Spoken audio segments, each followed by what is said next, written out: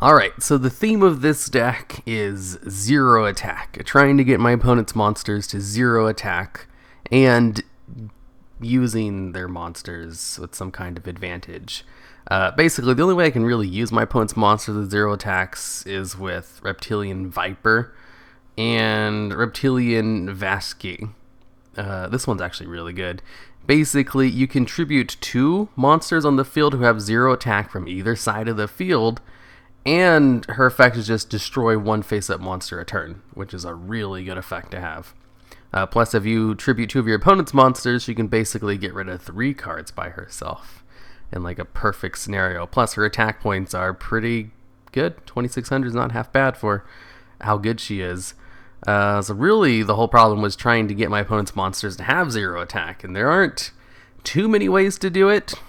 I think the way I did it the most often was just with Wall of Disruption, where if your opponent attacks, your opponent loses, all their monsters lose 800 attack, times the amount of monsters they control. It's like a mirror force that reduces their attack, because the attack decrease is permanent. So if it really just depends on how many monsters they have, and you can only activate it in response to an attack. So I really wanted to try maybe Zero Force. I thought it'd be a little bit more reliable, since if a monster you control is just removed from play, all face-up monsters in the field attack becomes 0. It's also a permanent decrease, and I thought it'd be really easy to bring out with Wind-Up Rabbit.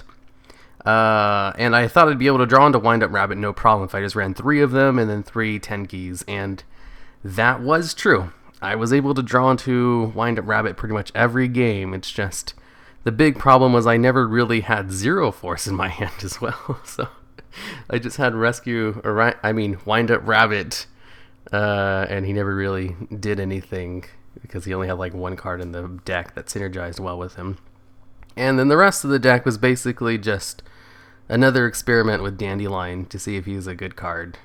I wanted to see if his tokens would do good with links. It seems to do okay. It's not as great as I thought it would be, but it's good enough.